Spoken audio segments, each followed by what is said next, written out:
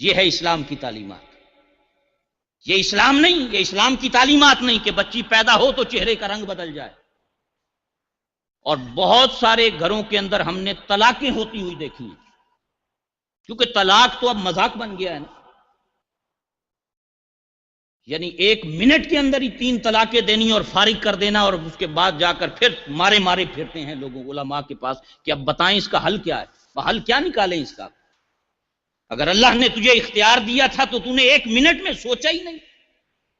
اب جو تو در در پہ علماء کے پاس مارا مارا پھرتا ہے، یہی کرنے سے پہلے آ کے مشورہ کر لیتا کسی سے کہ مجھے بتاؤ میں کیا کروں. اور جب تیر کمان سے نکل جائے اس کے بعد پھر پوچھنے کا، پھر کیا فائدہ اس کا. اور شریعت نے بھی، یہاں میں یہ تھوڑی سی وضاحت اس بات کی آپ حضرات کی خدمت میں عرض کرتا چلوں، شریعت نے سب سے اچھا جو طریقہ طلاق دینے کا ہمیں سکھایا ہے، ہمیں وہ اپنانا چاہیے تاکہ راستہ کھلا رہے کل کو صلح صفائی کا. یہ نہیں کہ 1 ہی منٹ کے اندر 3 طلاقیں دے کر فارغ کر دیا جائے. بھئی اگر کسی نے اس حد تک کسی کے معاملات پہنچ گئے ہیں تو وہ کم از کم 1 طلاق دے دے، بعد میں راستہ تو کھلا رہے.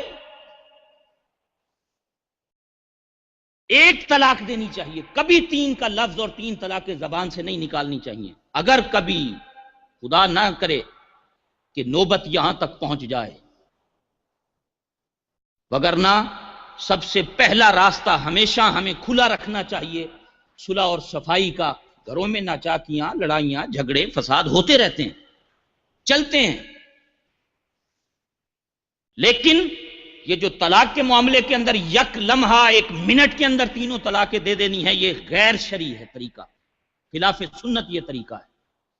اس سے ہمیں بچنا چاہیے اور اپنے نوجوانوں کو بھی اس طرف، اور لوگوں کو، احباب کو، اہل اسلام کو اس بات کی ہمیں تعلیم دینی چاہیے کہ اللہ نے تجھے یہ رائٹس دیے ہیں، 3 دفعہ تیرا اختیار ہے.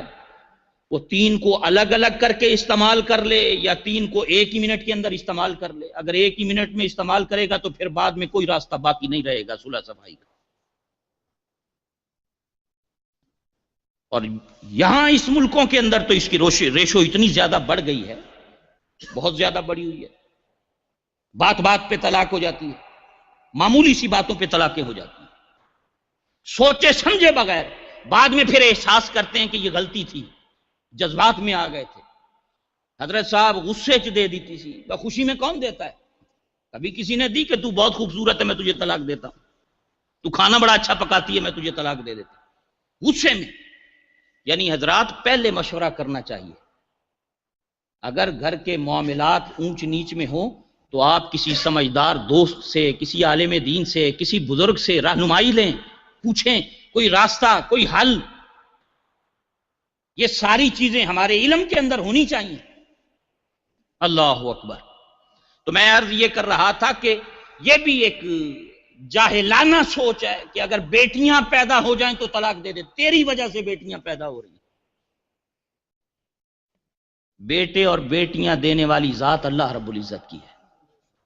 وہ بیٹیاں بھی عطا کرتا ہے، وہ چاہے بیٹے عطا کر دے، کسی کو بیٹیاں عطا کر دے، وہ کسی کو دونوں دے، کسی کو نہ دے. اس کے بچوں کے رزق کے معاملات بھی اسی کے ذمہ ہیں. خوش قسمت لوگ ہیں جو بچیوں کی پرورش کرتے ہیں. دیکھیں نا امام الانبیاء علیہ السلام نے ان لوگوں کے بارے میں فرمایا جو بچیوں کی صحیح پرورش کرے. فرمایا جسے اللہ نے 2 بیٹیاں دیں، یہ مسلم کی حدیث ہے، حضرت انس کہتے ہیں 2 بچیاں رب نے جسے دیں، اس نے پرورش کی، وہ بالغ ہو گئیں، ان کے ساتھ اس نے سلوک کرتا رہا، اپنی انگلیاں ملا کے فرمایا وہ قیامت کے دن محمد عربی کے ساتھ اتنا قریب ہوگا صلی اللہ علیہ وسلم. اس سے بڑھ کر اور کیا کرم نوازی چاہیے.